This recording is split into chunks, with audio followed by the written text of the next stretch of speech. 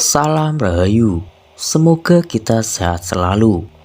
Candi Borobudur adalah piring terbang. Tak dapat dipungkiri jika banyak sekali teori yang berhubungan dengan Indonesia yang menggemparkan dunia.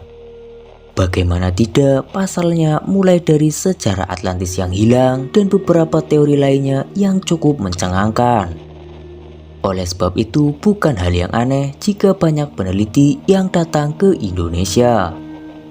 Pun demikian seperti beberapa teori mengenai Candi Borobudur yang sempat menggemparkan. Bagaimana tidak, pasalnya mulai dari piring terbang hingga kerajaan kuno sempat diungkapkan. Lalu bagaimanakah hal tersebut? Mari kita simak video ini sampai selesai.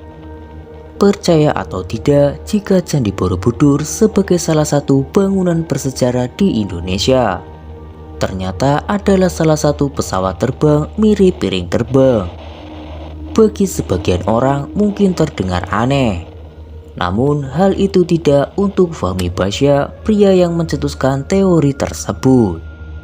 Hal ini tidak terlepas dari penelitiannya yang dilakukan beberapa tahun dan menyocokkan modelnya dengan sebuah piring terbang. Memang benar bentuk dari Candi Borobudur melebar seperti piring. Namun tentu harus ada ulasan lain yang lebih akurat dan lebih kuat. Tak sampai di situ, bahkan Fahmi Basya menghubungkan teori miliknya itu dengan beberapa ayat dan cerita di Al-Quran untuk lebih menguatkan. Ia pernah ada di penjara Sukamiskin, tempat di mana berada dekat dengan sel Bung Karno. Menjadi awal dirinya mencetuskan teori tersebut. Sebelum memejamkan mata ketika berada di sel, dirinya sempat membayangkan juga Borobudur sebuah piring terbang. Uniknya, ketika dirinya sudah tidur, Fahmi Basya pun bermimpi bertemu dengan Soekarno yang menganggukkan kepala seolah tanda setuju dengan pemikiran yang sempat hadir di kepalanya. Sejak saat itulah dirinya mulai melakukan penelitian untuk membuktikannya. Pun demikian ketika dirinya bertemu dengan temannya yang selesai melakukan ibadah haji dan mendukungnya. Semakin bulat niat dari dosen yang satu ini. Kemudian atas dasar cerita atau ayat apa yang mendasarinya membuat klaim tersebut. Ternyata hal tersebut berdasarkan cerita Nabi Sulaiman dan Ratu Bilqis. Seperti yang diketahui, pada masa Nabi Sulaiman ada sebuah negeri bernama Saba. Dan atas kuasa Tuhan, kerajaan yang besar itu terangkat dan dibawa ke kerajaan Nabi Sulaiman. Fahmi Basya mempercayai jika bukan hanya karena bantuan jin, namun bentuk Saba sendiri sejatinya adalah sebuah pesawat mirip dengan piring terbang. Hal itulah yang pada akhirnya atas beberapa penelitian Fahmi Basya menyimpulkan jika Borobudur adalah kerajaan Saba pada zaman dahulu. Karena ada beberapa bukti mendukung menurutnya yang dihubungkan dengan Al-Quran. Satu hal yang membuatnya yakin bahwa mengenai klaim piring terbang dan negeri Saba adalah rumus matematika unik. Pasalnya dirinya menemukan teori jika beberapa relief dan segala yang berhubungan dengan Candi Borobudur ada kaitannya dengan Al-Quran.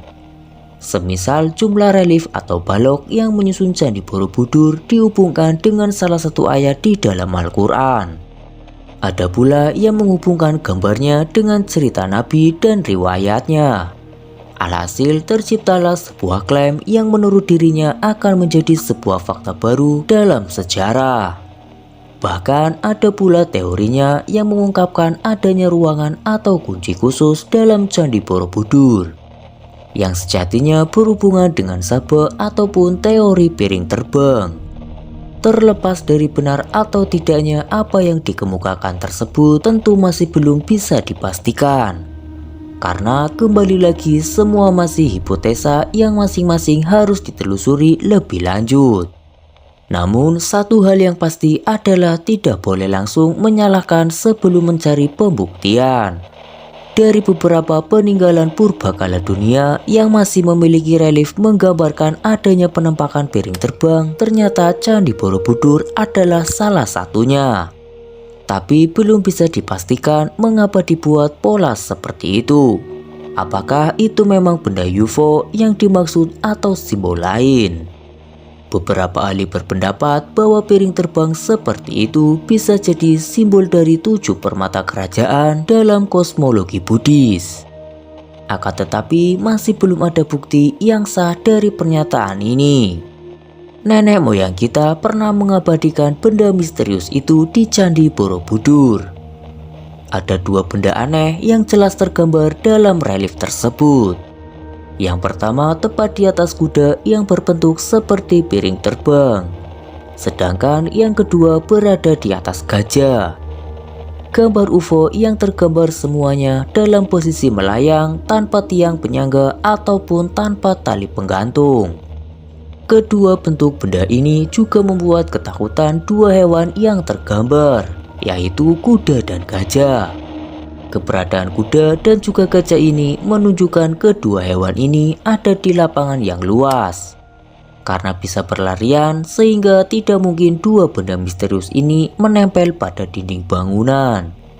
Percayakah kalian jika gambar UFO di Candi Borobudur? Lantas apakah penjelasan tentang relief ini? Fenomena UFO memang tak akan pernah habis jika dibahas. Sempat juga di tanah air heboh dengan fenomena crop cycle di salah satu sawah yang ada di Sleman. Pemerintah mengatakan itu adalah buatan manusia.